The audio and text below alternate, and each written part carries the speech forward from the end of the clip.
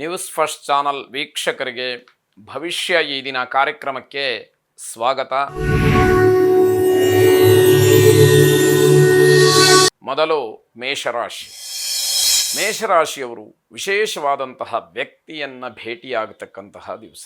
ಅಂದರೆ ಸಮಾಜದಲ್ಲಿ ಏನೋ ಸಾಧನೆ ಮಾಡಿರ್ತಕ್ಕಂಥವ್ರು ಅಥವಾ ವಿದ್ಯಾಭ್ಯಾಸದಲ್ಲಿ ಹೆಚ್ಚಿನ ಒಂದು ಪದವಿಯನ್ನು ಪಡ್ಕೊಂಡು ಒಳ್ಳೆಯ ಮಾರ್ಗದರ್ಶಕರಾಗಿರ್ತಕ್ಕಂಥವ್ರು, ಹೀಗೆ ಹಲವಾರು ರೀತಿಯಲ್ಲಿ ತಮ್ಮ ತಮ್ಮ ಕ್ಷೇತ್ರದಲ್ಲಿ ಒಂದಷ್ಟು ಪರಿಶ್ರಮವನ್ನು ಹೊಂದಿ ಸಮಾಜಕ್ಕೆ ಬೇಕಾದಂತಹ ವ್ಯಕ್ತಿಗಳ ಸಂಪರ್ಕ ನಿಮಗೆ ಸಿಕ್ಕುವಂಥದ್ದಾಗತ್ತೆ. ಚಿಕ್ಕ ಮಕ್ಕಳ ಜೊತೆಯಲ್ಲಿ ಯಾವುದೇ ಕಾರಣಕ್ಕೂ ಕೂಡ ಗೌಪ್ಯವಾಗಿ ಇರಬೇಕಾದಂತಹ ವಿಚಾರಗಳನ್ನು ಮಾತನಾಡಬೇಡಿ. ಮಕ್ಕಳಿಗೇನೋ ಖುಷಿಯಾಗತ್ತೆ ಅಂತ ಹೇಳಿ ಗೌಪ್ಯವಾಗಿರಬೇಕಾದಂತಹ ವಿಚಾರಗಳನ್ನು ಮಾತಾಡಿದರೆ ಅವಮಾನಕ್ಕೆ ಅವಕಾಶಗಳಾಗತ್ತೆ. 4 ಜನ ಸೇರಿದಾಗ ನೀವು ಹೇಳಿದ್ದು ಎಂಬಂತಹ ಮಾತು ನಿಮಗೆ ಹಿಂತಿರುಗಿ ಬರತಕ್ಕಂತಹ ಸಾಧ್ಯತೆ ಹೆಚ್ಚಾಗಿರ್ತಕ್ಕಂಥದ್ದಾಗತ್ತೆ. ಇದರಿಂದ ಅವಮಾನವಾಗ್ತಕ್ಕಂಥದ್ದು. ಈ ವ್ಯಕ್ತಿ ಸಭ್ಯ ಅಂತ ಹೇಳಿ ತಿಳ್ಕೊಂಡಿದ್ವಿ, ನೋಡಿದರೆ ಮಕ್ಕಳ ಜೊತೆಯಲ್ಲಿ ಹೀಗೆಲ್ಲ ಮಾತಾಡ್ತಾರೆ ಅನ್ನುವಂತಹ ಮಾತು ಬರುವಂಥದ್ದಾಗತ್ತೆ. ನಿಮ್ಮ ಅತಿಯಾದಂತಹ ಕೋಪದಿಂದ ಸಂಬಂಧಿಕರು, ಸ್ನೇಹಿತರು, ಆತ್ಮೀಯರು ಎಲ್ಲ ದೂರವಾಗ್ತಕ್ಕಂತಹ ಸಾಧ್ಯತೆ. ಏನು ಮಾತಾಡಿಸಿದ್ರೂ ಸಿಟ್ಟು ಮಾಡ್ತಾರೆ ಅನ್ನುವಂತಹ ಒಂದು ಭಾವನೆ ನಿಮ್ಮ ಬಗ್ಗೆ ಬರ್ತಕ್ಕಂಥದ್ದಾಗತ್ತೆ. ಗಂಡ ಹೆಂಡತಿಯರ ಮಧ್ಯದಲ್ಲಿ ವಿರಸ ಉಂಟಾಗ್ತಕ್ಕಂಥದ್ದು, ಸಾಂಸಾರಿಕವಾಗಿ ಕೌಟುಂಬಿಕವಾಗಿ ಸಾಮರಸ್ಯ ಇಲ್ಲದೆ ಅದರಿಂದ ದೂರ ಉಳಿತಕ್ಕಂತಹ ಒಂದು ಸಾಧ್ಯತೆ ಹೆಚ್ಚಾಗಿರುವಂಥದ್ದು. ನಿಮ್ಮ ವೈಯಕ್ತಿಕವಾದಂತಹ ವಿಚಾರಕ್ಕೆ ಹೆಚ್ಚು ಹಣವನ್ನು ಖರ್ಚು ಮಾಡ್ತೀರಿ. ಅಂದರೆ ನಿಮಗೆ ಯಾವುದು ಖುಷಿಯನ್ನು ತರುತ್ತೋ ಅಂತಹ ಪದಾರ್ಥಗಳನ್ನು ಕೊಂಡುಕೊಳ್ತಕ್ಕಂತಹದ್ದು, ಅಂತಹ ವಿಚಾರಗಳಿಗೆ ಖರ್ಚನ್ನು ಮಾಡುವಂಥದ್ದು ಯಾವುದೇ ರೀತಿಯಲ್ಲಿ ಇರಬಹುದು. ಆದರೆ ನಿಮ್ಮ ವೈಯಕ್ತಿಕವಾದಂತಹ ಮನಸ್ಸಿನ ಸಮಾಧಾನಕ್ಕೆ ಹಣವನ್ನು ಹೆಚ್ಚು ಖರ್ಚು ಮಾಡ್ತಕ್ಕಂಥದ್ದಾಗತ್ತೆ. ರುದ್ರಮನ್ಯುವನ್ನು ಪ್ರಾರ್ಥನೆ ಮಾಡಿ ಇರತಕ್ಕಂತಹ ಕೋಪವೋ ಅಥವಾ ತಾಳ್ಮೆಯನ್ನು ಕಳಕೊಂಡು ವರ್ತಿಸ್ತಕ್ಕಂಥದ್ದು ಅಥವಾ ಭಿನ್ನಾಭಿಪ್ರಾಯವೋ ಇವೆಲ್ಲವೂ ಕೂಡ ದೂರವಾಗಲಿ ಅಂತಕ್ಕಂತಹ ಮನಃಶುದ್ಧಿಯಿಂದ ಪ್ರಾರ್ಥನೆಯನ್ನು ಮಾಡಿ ಆ ರುದ್ರಮನ್ಯುವಿನ ಅನುಗ್ರಹ ನಿಮ್ಮ ಮೇಲೆ ಇದ್ದು ನಿಮ್ಮನ್ನು ಸದಾಕಾಲ ರಕ್ಷಣೆ ಮಾಡಲಿ. ಶುಭವಾಗಿ. ವೃಷಭ ರಾಶಿ. ಯುವಕರು ತಮ್ಮ ಕರ್ತವ್ಯವನ್ನು, ಕೆಲಸವನ್ನು ನಿಷ್ಠೆಯಿಂದ, ಪ್ರಾಮಾಣಿಕತೆಯಿಂದ, ಶ್ರದ್ಧಾ ಭಕ್ತಿಯಿಂದ ಮಾಡೋದಿಲ್ಲ. ಯಾವಾಗ ಗ್ರಹಸ್ಥಿತಿ ಚೆನ್ನಾಗಿರೋದಿಲ್ವೋ, ಮಾನಸಿಕವಾಗಿ ಸಮಾಧಾನ ಇರೋದಿಲ್ವೋ, ಜಾತಕದಲ್ಲಿ ಚಂದ್ರಗ್ರಹದ ಪ್ರಭಾವ ಹೆಚ್ಚಾಗಿರುತ್ತೋ, ಅದು ಋಣಾತ್ಮಕವಾದಂತಹ ಫಲವನ್ನು ಕೊಡ್ತಾ ಇರುತ್ತೋ, ಆಗ ಇಂತಹ ಒಂದು ವ್ಯವಸ್ಥೆಗಳು ನಡೀತಕ್ಕಂಥದ್ದು, ಈ ರೀತಿ ಎಲ್ಲ ಆಗ್ತಕ್ಕಂಥದ್ದು ಸಹಜವಾಗಿ ಇರುವಂಥದ್ದಾಗತ್ತೆ. ಖಾಸಗಿ ಕ್ಷೇತ್ರದಲ್ಲಿ ಉದ್ಯೋಗವನ್ನು ಮಾಡ್ತಾ ಇರ್ತಕ್ಕಂಥವ್ರಿಗೆ ತುಂಬ ಕಿರಿಕಿರಿ ಆಗತಕ್ಕಂಥದ್ದು. ನೀವು ಎಷ್ಟೇ ಪ್ರಾಮಾಣಿಕವಾಗಿ ಎಷ್ಟೇ ಕಷ್ಟಪಟ್ಟು ದುಡಿದ್ರೂ ಕೂಡ ನಿಮ್ಮ ಕೆಲಸದ ಬಗ್ಗೆ ಅಭಿಮಾನವಾಗಲಿ ಅಥವಾ ಒಂದು ಮೆಚ್ಚುಗೆಯಾಗಲಿ ಯಾವ ಕಾರಣಕ್ಕೂ ಕೂಡ ಇಲ್ಲದೆ ಇರತಕ್ಕಂಥದ್ದಾಗತ್ತೆ. ಅಗತ್ಯ ಬಿದ್ದರೆ ಕೆಲಸವನ್ನು ಬಿಟ್ಬಿಡ್ತೀನಿ ಅಂತಕ್ಕಂತಹ ಮಾತು ನಿಮ್ಮ ಬಾಯಿಂದ ಬರಬಹುದು. ರೋಸಿ ಹೋಗಿರ್ತೀರಿ. ಎಷ್ಟು ಅಂತ ತಾಳ್ಮೆಯಿಂದ ವರ್ತಿಸಬೇಕು, ಎಷ್ಟು ಅನುಸರಿಸ್ಕೊಳ್ಬೇಕು, ಇದು ಬೇಡವೇ ಬೇಡ, ಕೆಲಸ ಇಲ್ಲದೇ ಇದ್ದರೂ ಪರವಾಗಿಲ್ಲ, ನಾನು ಇಂಥ ಕಡೆ ಕೆಲಸ ಮಾಡೋದಿಲ್ಲ ಅನ್ನುವಂತಹ ನಿರ್ಧಾರವನ್ನು ಮಾಡ್ತೀರಿ. ಅತಿಯಾದಂತಹ ಆತ್ಮವಿಶ್ವಾಸ ಒಳ್ಳೆಯದಲ್ಲ. ಅಂದರೆ ನಾನು ಏನು ಬೇಕಾದರೂ ಮಾಡಿಬಿಡ್ತೀನಿ, ಇಲ್ಲಿ ಕೆಲಸ ಬಿಟ್ಟರೆ ನನಗೆ ಇನ್ನೊಂದು ಕಡೆ ಸಿಕ್ಕತ್ತೆ, ಆ ರೀತಿಯ ಒಂದು ಮಂಡುತನ ಅಥವಾ ಅತಿಯಾದಂತಹ ಒಂದು ಆತ್ಮವಿಶ್ವಾಸ, ಓವರ್ ಕಾನ್ಫಿಡೆನ್ಸ್ ಅಂತ ಏನು ಹೇಳ್ತೀವಿ, ಆ ರೀತಿಯಲ್ಲಿ ನಿರ್ಧಾರಗಳನ್ನು ಮಾಡಿದಾಗ ಅದು ದೊಡ್ಡ ಮಟ್ಟದ ತೊಂದರೆಗೆ ಕಾರಣವಾದೀತು. ಆರೋಗ್ಯದ ದೃಷ್ಟಿಯಿಂದ ಸ್ವಲ್ಪ ಸಮಸ್ಯೆ ಆಗುತ್ತೆ. ಉಷ್ಣದ ಸಮಸ್ಯೆ ನಿಮಗೆ ಕಾಡಬಹುದು. ಜಾಗ್ರತೆಯನ್ನು ವಹಿಸಿ. ಮುಂಜಾಗ್ರತೆ ಇದ್ದರೆ ಆಗತಕ್ಕಂತಹ ಅನಾಹುತಗಳನ್ನು, ಅವಘಡಗಳನ್ನು ತಪ್ಪಿಸಲಿಕ್ಕೆ ಅವಕಾಶಗಳೇ ಇರುತ್ತೆ.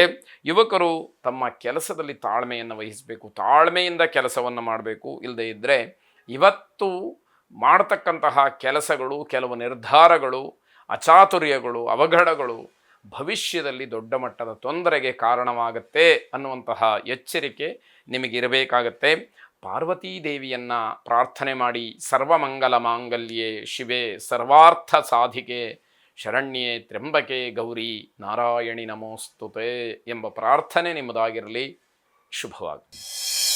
ಮಿಥುನ ರಾಶಿ, ಮಧ್ಯಾಹ್ನದ ನಂತರದಲ್ಲಿ ನೀವು ಮಾಡ್ತಕ್ಕಂತಹ ಕೆಲಸಗಳು ಒಂದಷ್ಟು ಚುರುಕನ್ನು ಪಡ್ಕೊಳ್ಳುತ್ತೆ.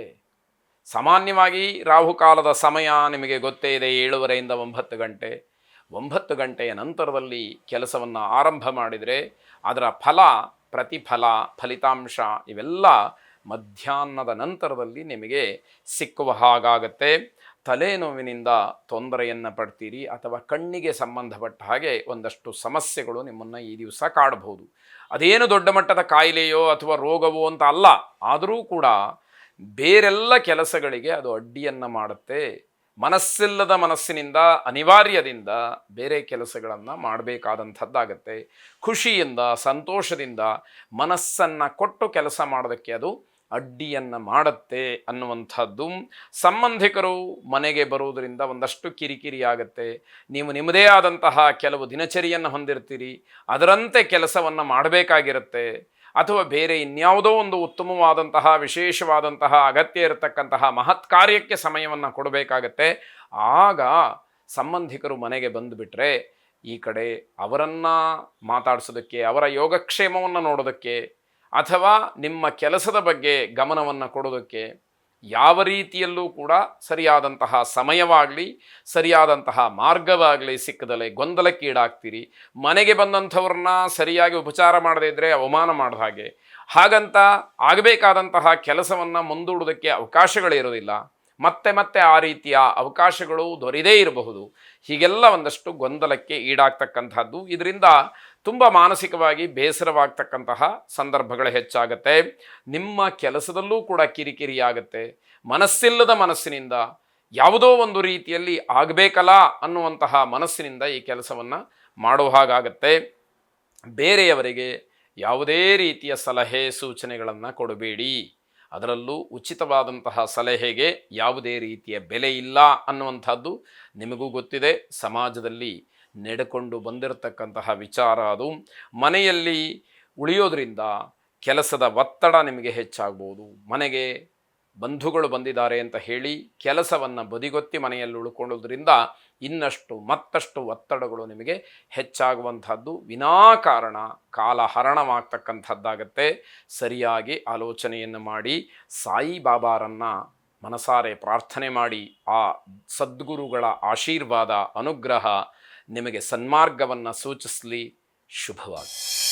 ಕರ್ಕಾಟಕ ರಾಶಿ, ನೀವು ಆಡ್ತಕ್ಕಂತಹ ಮಾತು ಸ್ಪಷ್ಟ ಹಾಗೂ ಮಿತವಾಗಿರಲಿ. ಯಾವಾಗ ವ್ಯಾವಹಾರಿಕವಾಗಿ ನಾವು ಆಡ್ತಕ್ಕಂತಹ ಮಾತುಗಳಿಂದಲೇ ಗೊಂದಲ ಅನ್ನೋದಾಗ್ಬಿಟ್ರೆ ಆ ವ್ಯವಹಾರ ಸರಿಯಾಗೋದಿಲ್ಲ, ಸರಿಯಾದಂತಹ ನಿರ್ಧಾರಕ್ಕೆ ಬರೋಕ್ಕಾಗೋದಿಲ್ಲ. ಏನು ಮಾತಾಡಿದ್ರು ಅನ್ನುವಂಥದ್ದು ಅರ್ಥ ಆಗಲಿಲ್ಲ ಅಂತ ಹೇಳಿಸ್ಕೊಳ್ಳುವಂತಹ ಪರಿಸ್ಥಿತಿ ಬರುತ್ತೆ. ಆದ್ದರಿಂದ ಆಡುವಂತಹ ಮಾತು ಬಹಳ ಸ್ಪಷ್ಟವಾಗಿರಲಿ, ಜೊತೆಗೆ ಬಹಳ ಮಿತವಾಗಿರಲಿ. ವಿನಾಕಾರಣ ಸುತ್ತಿ ಬಳಸಿ ಏನೇನೋ ಕಥೆಗಳನ್ನು, ಆಖ್ಯಾನಗಳನ್ನು, ಉಪಾಖ್ಯಾನಗಳನ್ನು ಹೇಳ್ತಾ ಮಾತಾಡೋದ್ರಿಂದ ಮೂಲ ಉದ್ದೇಶ ಏನಿದೆ ಅಥವಾ ಯಾವ ಮಾತನ್ನು ಮುಟ್ಟಿಸ್ಬೇಕೋ ಆ ಮಾತು ಅರ್ಥ ಆಗದೇ ಇರಬಹುದು ಅಥವಾ ಗೊತ್ತಾಗದೇ ಇರಬಹುದು. ಆ ರೀತಿಯ ಗೊಂದಲಗಳು ಆಗೋದಕ್ಕೆ ಅವಕಾಶಗಳು ಬೇಡ ಅಂತ ಅರ್ಥ. ನಿಮ್ಮ ಸಾಮಾಜಿಕ ವಲಯ, ಆ ಕ್ಷೇತ್ರ ವಿಸ್ತಾರವಾಗ್ತಕ್ಕಂಥದ್ದು, ಇವತ್ತಿನ ಭಾಷೆಯಲ್ಲಿ ನೆಟ್ವರ್ಕ್ ಅಂತ ಏನು ಹೇಳ್ತೀವಿ, ಅದು ಹೆಚ್ಚಾಗ್ತಕ್ಕಂಥದ್ದು. ಹಲವಾರು ಜನ ನಿಮ್ಮ ಹಿಂಬಾಲಕರಾಗಬಹುದು ಅಥವಾ ನಿಮ್ಮನ್ನು ಅನುಸರಿಸ್ತಕ್ಕಂಥದ್ದಾಗ್ಬೋದು, ನಿಮ್ಮ ಮಾತಿನಿಂದ ಪ್ರಭಾವಿತರಾಗ್ಬೋದು, ನಿಮ್ಮ ಮಾತನ್ನು ಕೇಳೋದಕ್ಕೆ ಅಪೇಕ್ಷಿತರಾಗ್ಬೋದು. ಹೀಗೆ ನಿಮ್ಮ ಕಾರ್ಯಕ್ಷೇತ್ರ ವಿಸ್ತಾರ ಆಗ್ತಾ ಹೋಗುವಂಥದ್ದು. ಪಿತ್ರಾರ್ಜಿತವಾದಂತಹ ಆಸ್ತಿಯ ವಿಚಾರಕ್ಕೆ ಬಂದರೆ ಅಲ್ಲಿ ಏನಾದರೂ ನಿಮಗೆ ಆಸ್ತಿ ಸಿಕ್ತು ಅಂತಾದರೆ ಲಾಭ ನಷ್ಟದ ವಿಚಾರವನ್ನು ಲೆಕ್ಕ ಹಾಕದಲೇ ಹಿರಿಯರ ಆಶೀರ್ವಾದ ಅಂತ ಹೇಳಿ ಸ್ವೀಕಾರ ಮಾಡಬೇಕು. ಅಯ್ಯೋ ನನ್ನ ಭಾಗಕ್ಕೆ ಕಡಿಮೆ ಆಯಿತು, ಕಾನೂನಾತ್ಮಕವಾಗಿ ಹೋರಾಟವನ್ನು ಮಾಡ್ತೀನಿ ಇತ್ಯಾದಿಗಳನ್ನು ನೋಡೋದಕ್ಕಿಂತಲೂ ಹೆಚ್ಚಾಗಿ ಹಿರಿಯರ ಆಶೀರ್ವಾದ ನನಗಿದೆ, ಅವರ ಆಶೀರ್ವಾದದಿಂದ ನಾನು ಏನು ಬೇಕಾದರೂ ಕೂಡ ಸಾಧಿಸ್ತೀನಿ, ಪಡಿತೀನಿ, ಗಳಿಸ್ತೀನಿ ಅಂತಕ್ಕಂತಹ ಭಾವನೆ ನಿಮಗೆ ಬರಬೇಕು. ಹಾಗಂತ ಎಲ್ಲದಕ್ಕೂ ರಾಜಿ ಮಾಡಿಕೊಳ್ಳಿ ಅನ್ನುವಂತಹ ಅರ್ಥ ಅಲ್ಲ.